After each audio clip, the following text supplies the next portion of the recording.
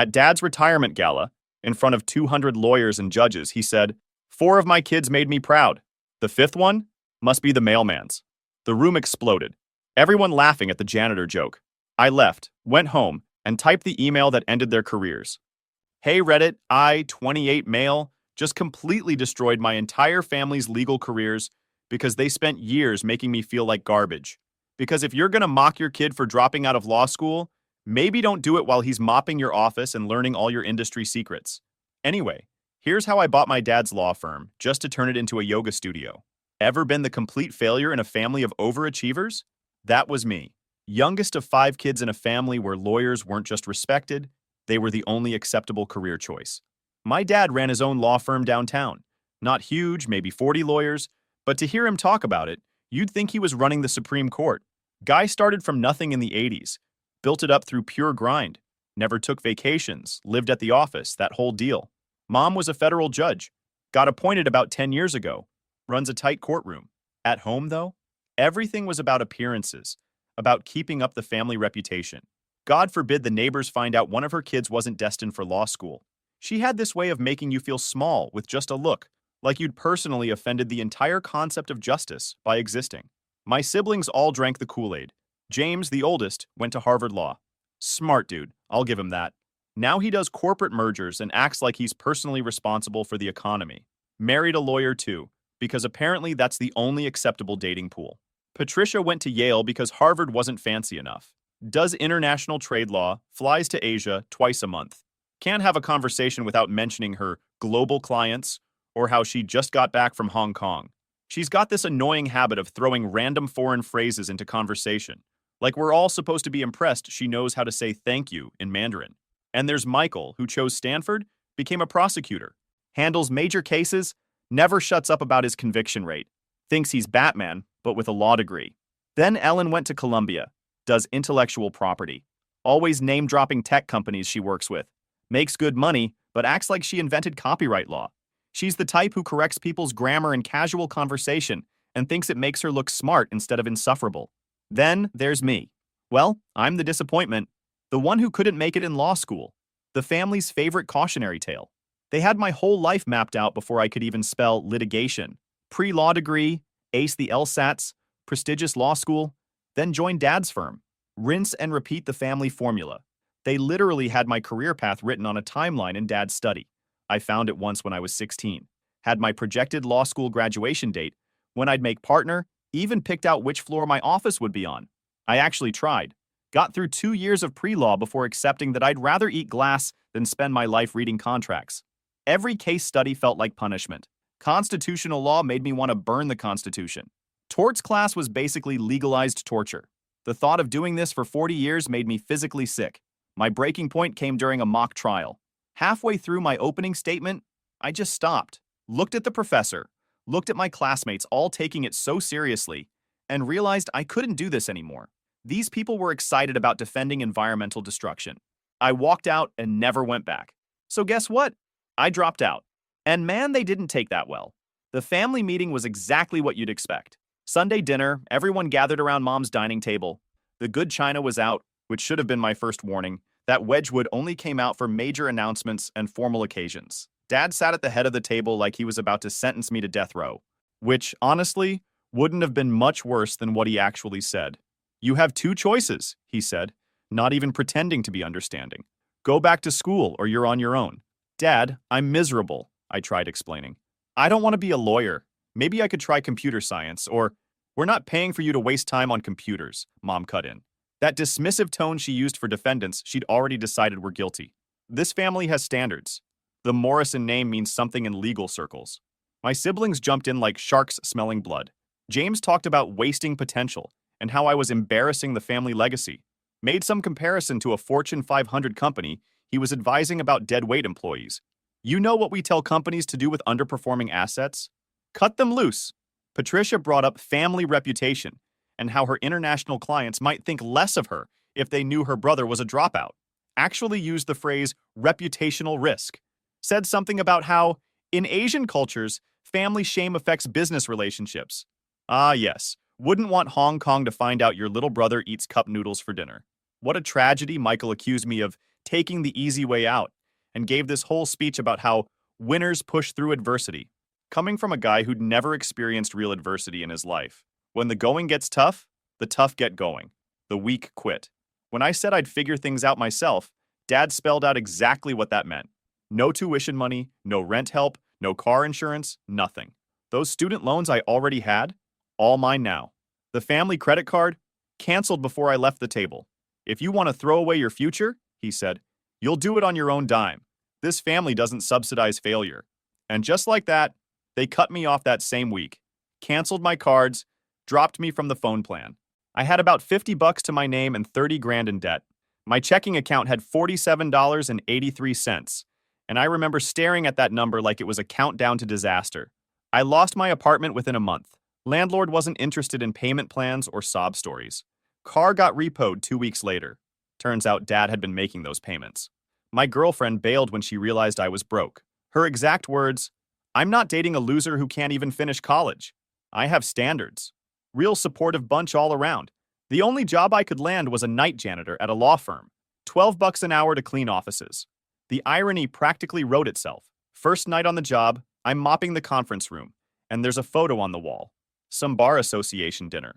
My dad's in it, shaking hands with the managing partner. I'm literally cleaning his colleagues' toilets. At family functions, I became the cautionary tale. 5 kids, 4 successes, was Dad's favorite line. Like I was some kind of factory defect. They'd introduce me last at social events, and always with that pause. And this is Sean. He's finding himself. The thing is, working nights cleaning law offices was like getting a PhD in legal inefficiency. These lawyers would walk past me like I was furniture, talking about cases while I emptied their trash. First few weeks, I tried being invisible. Head down, earbuds in, just another part of the office equipment. But then I started listening. The first firm I worked at was mid-sized, maybe 60 lawyers. Total slobs.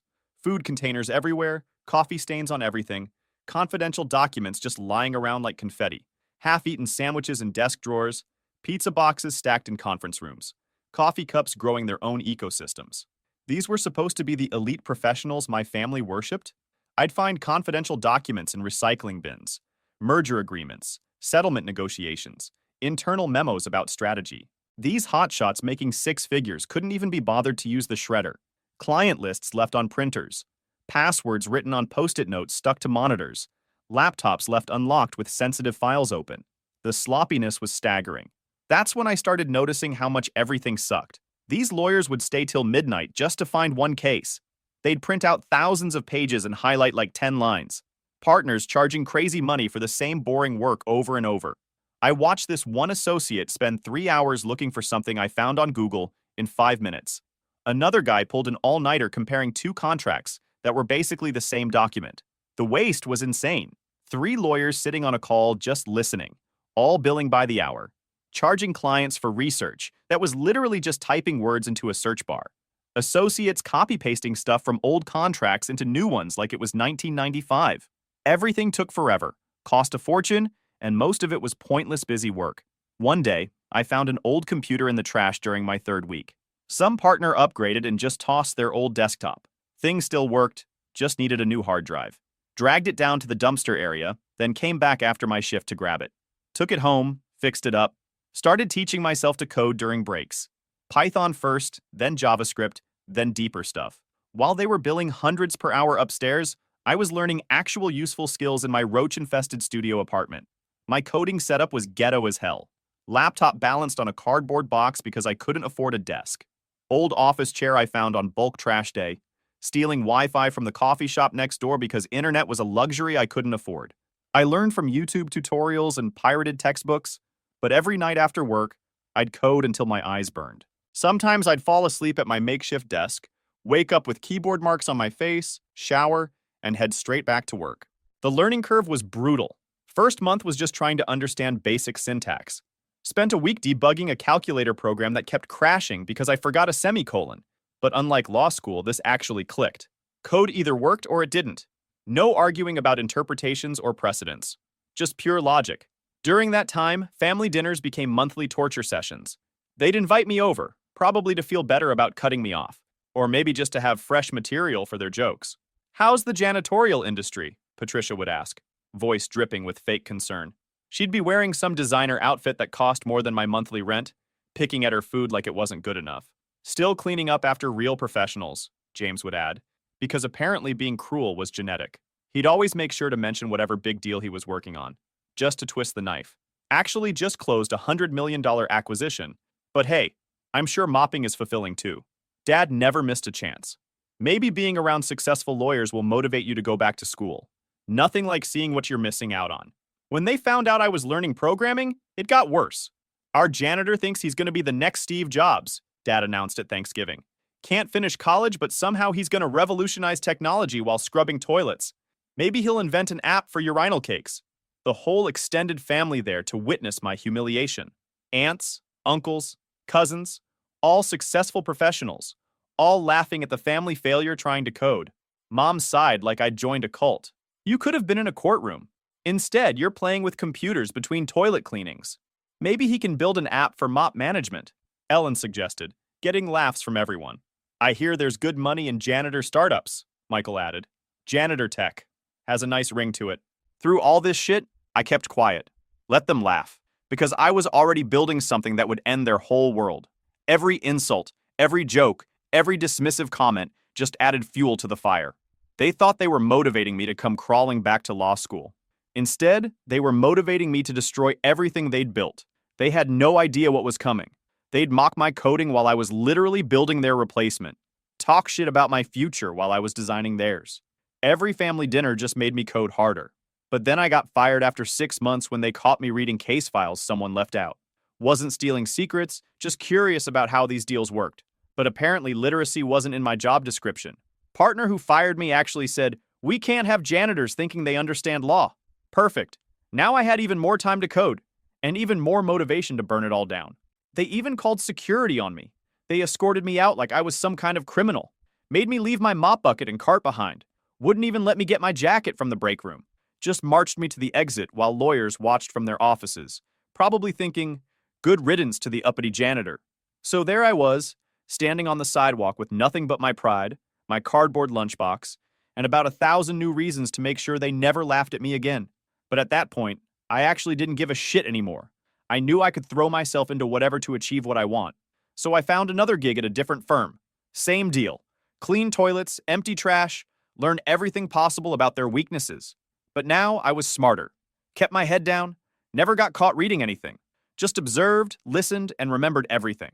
Started carrying a tiny notebook, writing in my own shorthand code. Looked like cleaning supply lists, but actually contained legal strategies, common contract clauses, workflow inefficiencies. It took me 5 years of mopping floors and writing code. 5 years of being the family punchline while secretly becoming their worst nightmare. 5 years of 12-hour shifts followed by 6 hours of coding. Sleeping 4 hours a night, living on ramen and stolen office snacks. I started simple. Built a program that could scan mountains of legal files in seconds. First version was hot garbage. Search for liability, and it'd spit out recipes for chicken soup. Whatever. Failure's just free education. After a few brutal months and way too many all-nighters on a duct-taped laptop, I cracked it. Lawyers don't search for words. They search for concepts. Built my own system around that idea, fueled by court records and office trash I borrowed during night shifts. By year 3, I had a working platform and a fake company, complete with a CEO who didn't exist and employees with stock photo smiles. Turns out building a company teaches you way more about law than law school ever did. First sale? Some overworked personal injury guy in a strip mall. Poor dude looked half dead. My software gave him his life back, and he thanked me with a Christmas card that said, "You saved my marriage." That's when I knew. I was onto something real. Started pricing it at $500 a month. The early guys who believed in me gave them lifetime deals. They became my biggest cheerleaders, telling every lawyer they knew about this miracle software that gave them their lives back. Word got out fast. Suddenly, the little guys were outmaneuvering the big firms. Every win was another slap to the face of the legal world my family worshipped. And the best part? They had no idea the janitor they'd kicked to the curb was the one flipping the entire industry on its head. Meanwhile, family dinners continued. Same dining room where they'd cut me off. Same table where they decided I was worthless. Now I had dozens of lawyers singing my praises in my inbox. But here, I was still the family punchline. The contrast was suffocating. Still pretending to be Mark Zuckerberg? Michael asked one Sunday. When are you going to be realistic about your future? Mom added. Dad just shook his head. My son, the janitor, thinks he's revolutionizing law while cleaning toilets. It'd be funny if it wasn't so sad.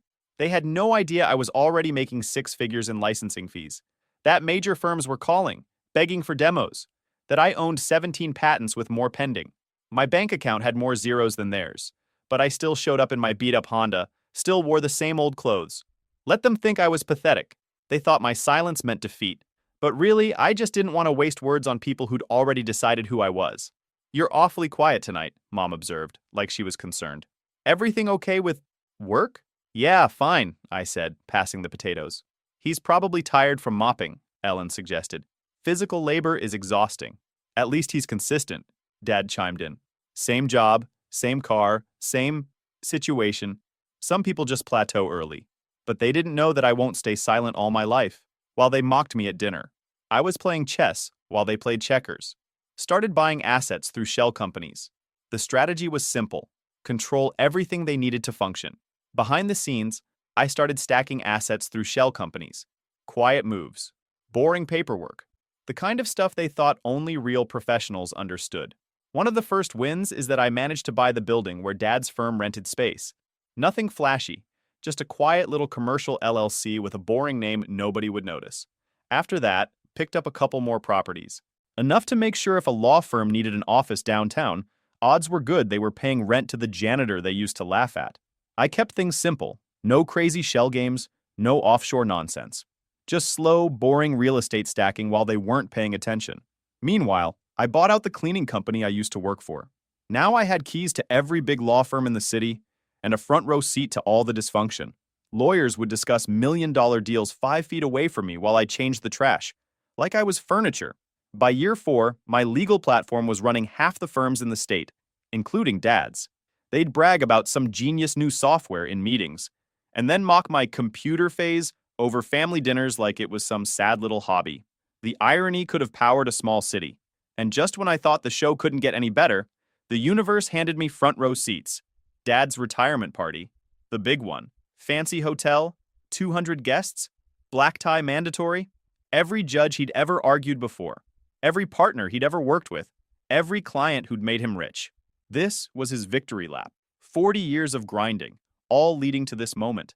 The invitation came on thick cardstock, gold embossed, more expensive than my weekly groceries. I stared at it, thinking about all the family dinners, all the jokes, all the dismissive comments.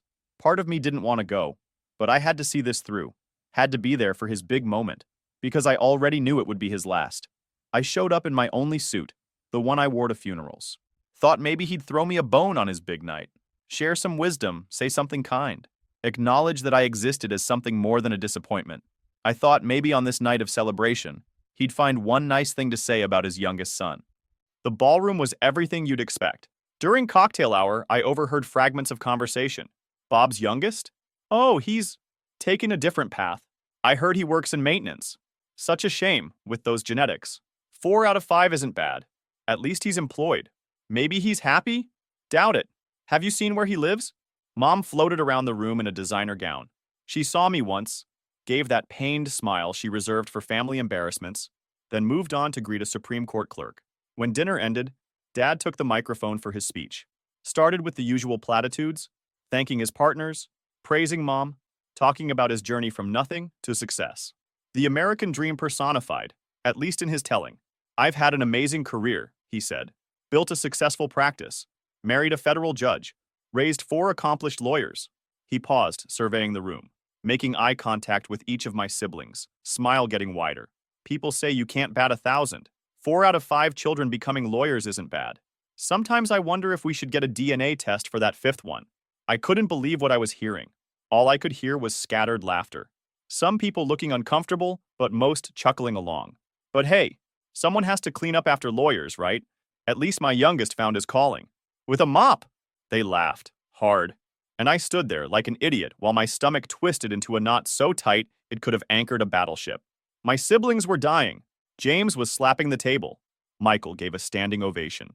Ellen was wiping tears. Mom hid her smile like she always did when Dad publicly humiliated me.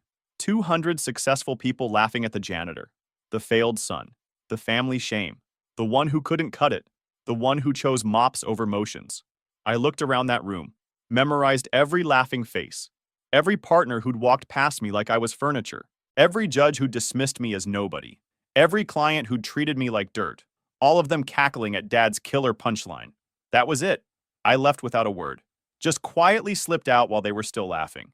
Drove home in my beat-up car. Sat in my apartment. Stared at my laptop screen. 20 years of dismissal and mockery crystallized into pure, focused rage. Time to burn it all down. I sent the email at 3 a.m. My fingers were steady on the keyboard. No hesitation. Every license terminated in 30 days. The message was short. Due to strategic restructuring, all Phoenix legal platform licenses in your state will terminate in 30 days. This decision is final. No extensions or exceptions will be granted. Begin transitioning to alternative solutions immediately. I didn't bother dressing it up or softening the blow. No fake apologies, no PR spin. They'd made it clear years ago what they thought of me. I owed them exactly nothing. I sat back after hitting send, staring at the screen, knowing I'd just pulled the pin on the grenade. There was no taking it back. No second chances. The panic hit faster than a fire drill at a fireworks factory. Phones blowing up.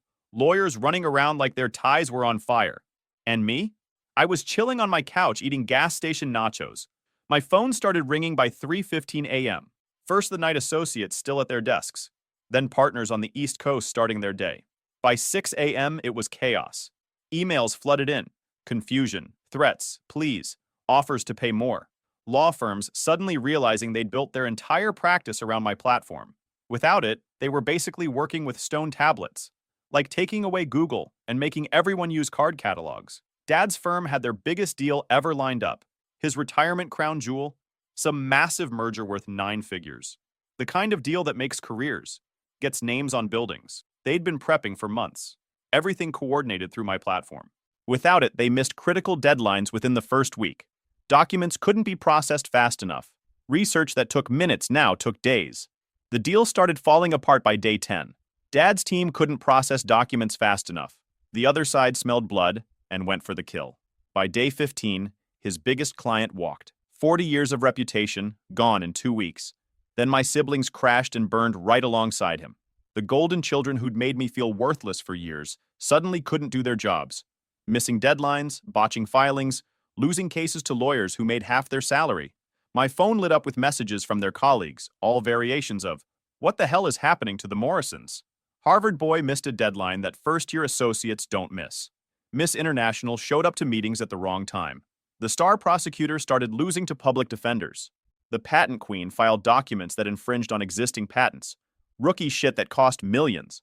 Watching it unfold felt strange. Part of me thought I'd feel pure joy. But there was something else mixed in. Maybe pity? No, not quite. More like validation. All those years they'd acted like gods. Turned out they were just people dependent on good software. The whole state bar went into panic mode. Emergency meetings, desperate offers. They'd pay anything to get the platform back. 10 times the price. 20 times. Lawyers who'd never acknowledged my existence were suddenly blowing up my phone. That's when they found out the truth. I owned everything. The patents, their office buildings, even the company that cleaned their toilets. Every escape route they tried to take led back to me. The same family that cut me off for dropping out was now completely at my mercy. The irony wasn't lost on me, or them. Of course, they didn't stay silent. They tried everything to stop me. Threw every legal trick in the book at me. Injunctions, restraining orders, lawsuits, all got tossed out of court. Even tried filing criminal complaints, but turns out ending a software contract isn't illegal. The Bar Association couldn't touch me since I wasn't a lawyer. I cranked up their office rent by 300%, canceled their cleaning contracts, cut off their IT support, all totally legal. They'd signed the contracts without reading them. Some firms tried switching to other platforms, but nothing worked with their old files. Years of documents and formats only my system could read. They'd lose clients while trying to retrain everyone on new software. Most gave up after a few days. Dad's firm lost almost all their clients in 3 weeks.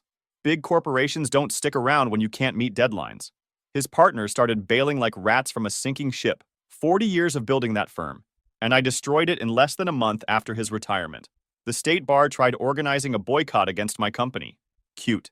Like ants declaring war on the kid with the magnifying glass. I owned everything they have. They needed me. I didn't need them. And when the platform hit its peak, I made my move. Quietly sold it off to a private tech group for more money than I ever dreamed of back when I was scrubbing toilets. Not billions, but enough to never have to answer to anyone again. Before signing, I added one small clause buried deep in the contracts. No law firm employing anyone with the Morrison name could ever license the system again. Ever. The buyers didn't even blink. To them, it was just client risk management or whatever corporate jargon made them feel smart. Those last few days before the shutdown, absolute chaos. Partners who hadn't touched a keyboard in years were now typing their own motions at 2 a.m. Assistants panicking, IT guys trying, and failing, to scrape together backups. Mom didn't last much long on the bench. Turns out her sharp legal mind relied a lot more on fast research tools than anyone knew. Without it, her rulings fell apart, her workload backed up. I watched it happen from the sidelines, feeling nothing but justice. 6 months later, the family home went up for sale. The same house where they planned every one of our lives like a corporate roadmap. The same place where I sat through years of lectures about success and standards and being a disappointment. Sold it at a loss. Around that time, the calls started coming in. First, it was Michael, acting like he just wanted to catch up. Then Patricia, dropping hints about how family should stick together during hard times. Even Mom tried, with stiff emails pretending nothing ever happened. Dad was the last holdout, of course. Too proud. Until the day he called, voice raw, words forced, asking if we could meet. Just to talk. Part of me wanted to hang up. Part of me wanted to drive over just to hear him say it to my face. But the smarter part of me knew better. You don't rebuild bridges that were never real to begin with. But I wasn't done. Bought their office building when it went into foreclosure. Turned Dad's corner office into a meditation room. The conference room where they'd mapped out my legal career became a coding classroom. The law library? Now it's a gaming lounge for the startups I fund. And funny enough, the last time we all met face to face, it wasn't in some grand dining room or fancy private club like the old days.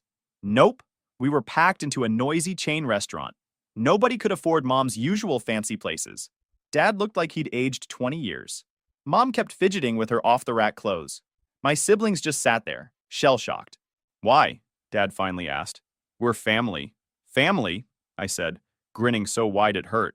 You don't get to throw a kid into the ocean and cry when he learns to swim without you. It was just a joke, Mom tried. You meant every word. 20 years of making sure I knew I was the family failure, I said. They begged, apologized, made promises. Dad offered to take out ads retracting everything he'd said about me. Ellen actually cried. Too late, I said, getting up. You had 20 years to treat me like family. You chose mockery instead. Please. Dad's voice cracked. I'm 72. I can't start over. Funny, Dad. I had to start over at 22 with nothing while you all laughed. Worked out pretty well for me. I left them with the check. Petty? Sure. Worth it? Absolutely. Word spread fast. The Morrison dynasty, brought down by their janitor son. Law firms that used to mock me suddenly wanted to be friends. My story became legend in tech circles. Now Dad's a public defender making $50,000 a year. The man who used to bill $500 an hour represents drunk drivers and shoplifters. Mom teaches at community college, explaining basic legal concepts to kids who don't give a shit. James works at a strip mall firm doing personal injury cases. Lost his house, his fancy car, his trophy wife. Patricia processes visa applications for a nonprofit. The woman who negotiated billion-dollar international deals now helps people fill out forms for $35,000 a year. Michael's a public defender like Dad, the hotshot prosecutor who never lost. Now he can't win. Ellen does temp work, reading through documents for $20 an hour. The IP specialist who worked with tech giants can't afford a decent laptop. They all make less than I did as a janitor, while I kept things simple. Nice house, but nothing crazy. Regular car, just newer.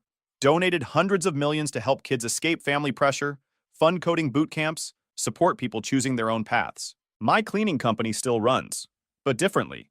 Living wages, benefits, stock options for every janitor. Some became millionaires when we went public. The night shift everyone looks down on? They're now shareholders in a billion-dollar company. My platform runs most of the country's legal industry, just not in our state. The Morrison blacklist is permanent. Sometimes big firms beg for exceptions. They offer stupid money, promise to treat my family better. Answers always no. The other day, Ellen emailed me.